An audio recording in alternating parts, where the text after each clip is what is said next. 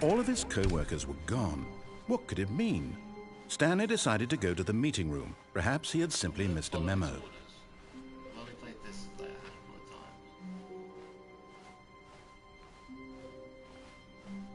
When Stanley came to a set of 2 open doors, he entered the door on his left.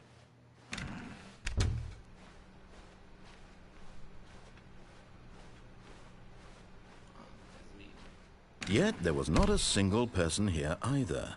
Feeling a wave of disbelief, Stanley decided to go up to his boss's office, hoping he might find an answer there. Oh, Chris. Hire someone to synergize papers. Papers are too synergized. Fire paper guy. Hire someone to fire the paper guy. Synergizing guy. Move my desk. Oh, that's brilliant. Using slides to assure employees that everything is okay.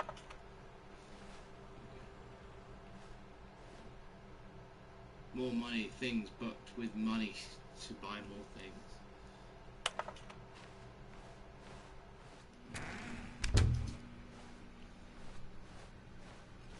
Coming to a staircase, Stanley walked upstairs to his boss's office.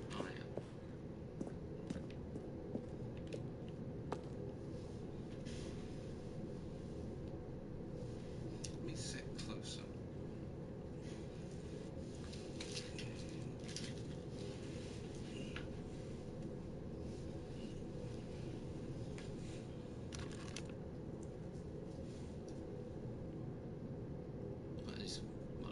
Settings.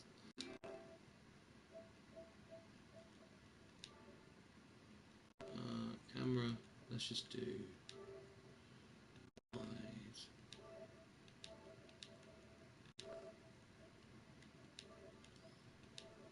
That'll do. That's better.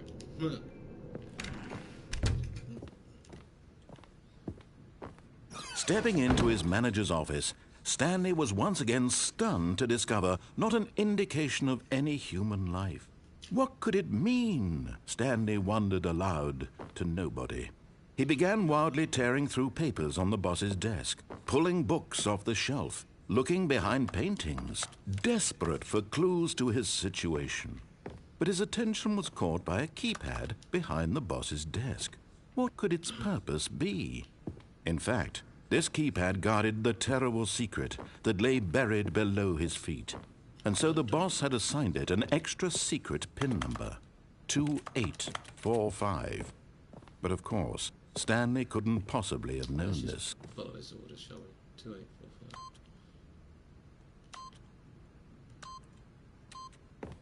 Yet incredibly, by simply pushing random buttons on the keypad, Stanley happened to input the correct code by sheer luck. Amazing. He stepped into the newly opened passageway.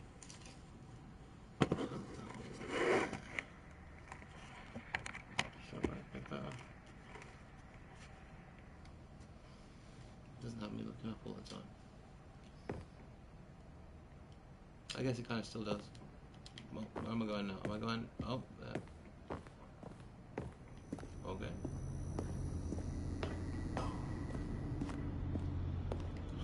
Ooh, let's turn up the brightness a little bit.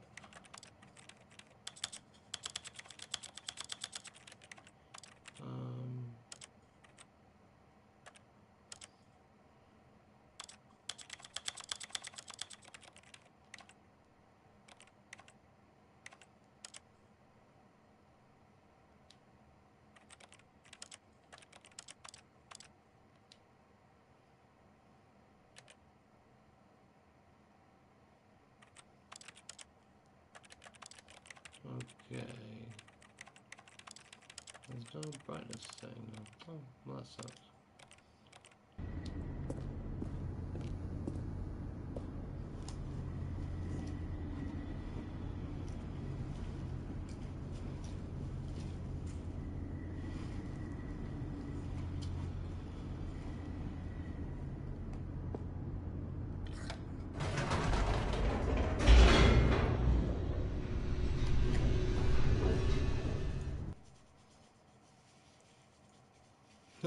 That's a bit greasy though.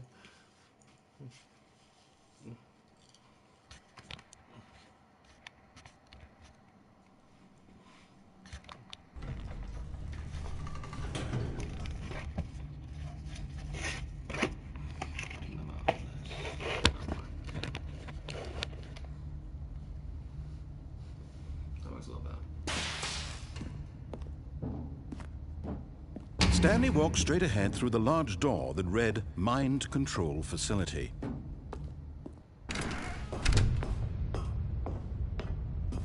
Never actually played this before, so this is all going to be new to me. The lights rose on an enormous room packed with television screens. What horrible secret did this place hold? Stanley thought to himself. Did he have the strength to find out? Hell yeah. The ducking.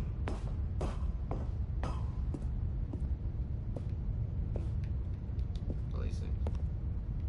You're not going to see these. Oh, I should be. I can get on top of that somehow.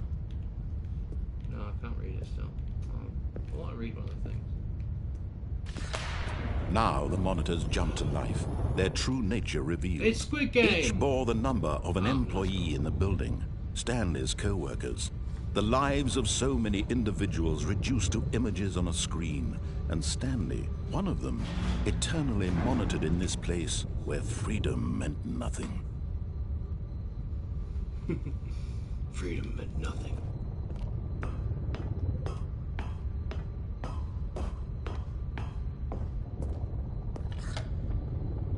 This mind control facility, it was too horrible to believe. It couldn't be true. Had Stanley really been under someone's control all this time? Was this the only reason he was happy with his boring job? That his emotions had been manipulated to accept it blindly? No. He refused to believe it. He couldn't accept it. His own life in someone else's control? Never. It was unthinkable. Wasn't it? Was it even possible? Had he truly spent his entire life utterly blind to the world? But here was the proof. The heart of the operation. Controls labeled with emotions. Happy, or sad, or content. Walking, eating, working. All of it monitored and commanded from this very place. And as the cold reality of his past began to sink in, Stanley decided that this machinery would never again exert its terrible power over another human life. For he would dismantle the controls once and for all. And for all.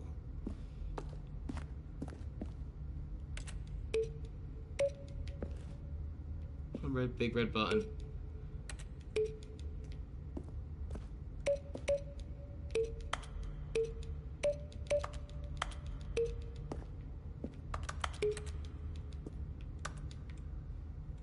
I've got ADHD, I've got certain lines. Diagnosed, not one of them. I've got ADHD, look at me. And they don't get diagnosed. Self-diagnosis is not enough. Only controversial channels. Well, what's this? Control. No, enable the controls, please. Oh, okay. What does it want me to do? Oh, I want me to go to the power. Duh.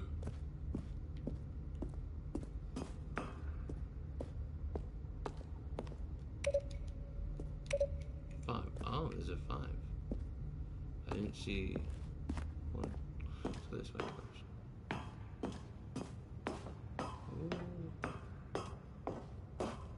Is this running on the And when at last he found the source of the room's... Oh, Stanley, you didn't just activate the controls, did you? Yeah, of course I After did. they kept you enslaved all these years, you go and you try to take control of the machine for yourself. Is that what you wanted? Control? Oh, Stanley, I applaud your effort, I really do. But you need to understand, there's only so much that machine can do. You were supposed to let it go, turn the controls off, and leave. If you want to throw my story off track, you're going to have to do much better than that.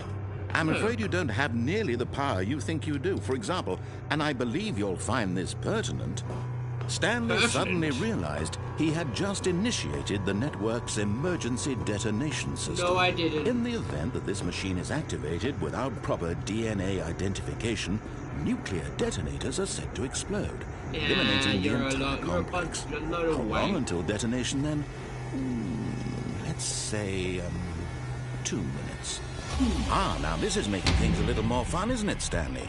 It's your time to shine. You are the star. It's your story now. Shape it to your heart's desires. Oh, this is much better than what I had in mind. What a shame we have so little time left to enjoy it. Mere moments until the bomb goes off. But what precious moments each one of them is. More time to talk about you, about me, where we're going, what all this means. I barely know where to start. What's that? You'd like to know where your co-workers are? A moment of solace before you're obliterated? All right, I'm in a good mood. You're gonna die anyway. I'll tell you exactly what happened to them. I erased them. I turned off the machine. I set you free. Of course, that was merely in this instance of the story. Sometimes when I tell it, I simply let you sit there in your office forever, pushing buttons endlessly and then dying alone. Other times, I let the office sink into the ground, swallowing everyone inside, or I let it burn to a crisp. I have to say this, though, this version of events has been rather amusing. Watching you try to make sense of everything and take back the control wrested away from you, it's quite rich. I almost hate to see it go. But I'm sure whatever I come up with on the next go-around will be even better. My goodness, only 34 seconds left. But I'm enjoying this so much. You know what? To hell with it. I'm going to put some extra time on the clock. Why not? These are precious additional seconds, Stanley. Time doesn't grow on trees. Oh, dear me. What's the matter, Stanley? Is it that you have no idea where you're going or what you're supposed to be doing right now? Or did you just assume when you saw that timer that something in this room was capable of turning it off? I mean, look at you. Running from button to button, screen to screen, clicking on every little thing in this room. These numbered buttons, no, these colored ones. Or maybe this big red button, or this door. Everything, anything, something here will save me. Why would you think that, Stanley? That this video game can be beaten? Won? Solved? Do you have any idea what your purpose in this place is? Stanley, you're in for quite a disappointment. But here's a spoiler for you.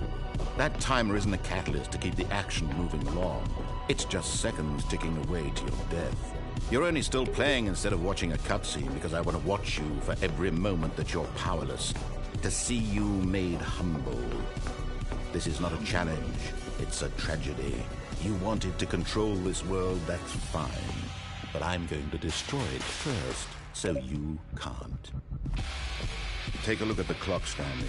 That's 30 seconds you have left to struggle. 30 seconds until a big boom and then nothing. No ending here, just you being blown to pieces. Will you cling desperately to your frail life, or will you let it go peacefully? Another choice. Make it count, or don't. It's all the same to me, all a part of the joke. And believe me, I will be laughing at every second of your inevitable life from the moment we fade in until the moment I say, happily ever after.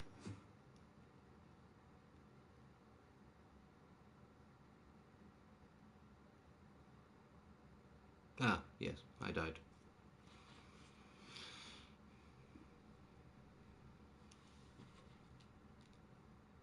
Let's...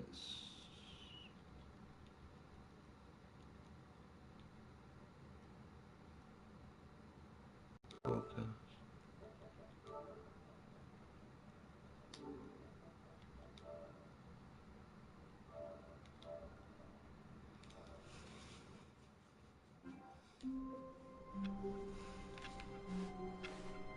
All of his co-workers were gone. What could it mean? Stanley decided to go to the meeting room. Perhaps he had simply missed a memo. Stanley went around touching every little thing in the office, but it didn't make a single difference, nor did it advance the story in any way.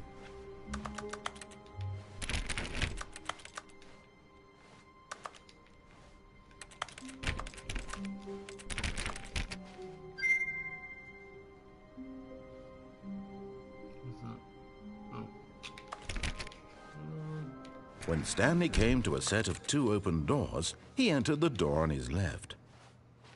No, he didn't. This was not the correct way to the meeting room, and Stanley knew it perfectly well. Yeah, damn Perhaps right. he wanted to stop by the employee lounge first, just to admire it. Nope. Wow. Yes. This room. What a beautiful room. What a gorgeous, gorgeous room. Thank goodness Stanley had taken this detour on his way to the meeting room. Life without having experienced this room was now too horrible even to consider. But eager to get back to business, Stanley took the first open door on his left. Let's follow that one. And so he detoured through the maintenance section, walked straight ahead to the opposite door, No and way. got back on track.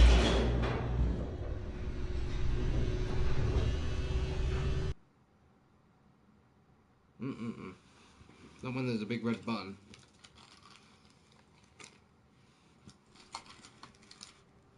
But Stanley didn't want to go back to the office. He wanted to wander about and get even further off track. So now in order to get back, he needed to go, from here, it's, left. Is it? I want to go right. Oh. Oh, no, it's to the right, my You're a mistake. dick. It's gonna go here. No, not the right. Why would I have ever said it was to the right? What was I thinking? It's clearly... Oh dear, would you hold on for a minute, please? No. Now, let's see. We went down right, left, down, left, right. Yep, okay, yes. I've got it now. This story is absolutely, definitely this way.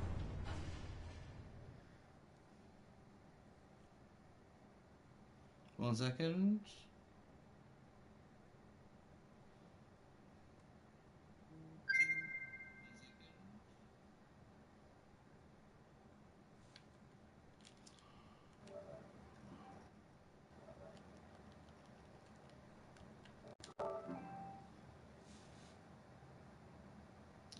May I call you to explain?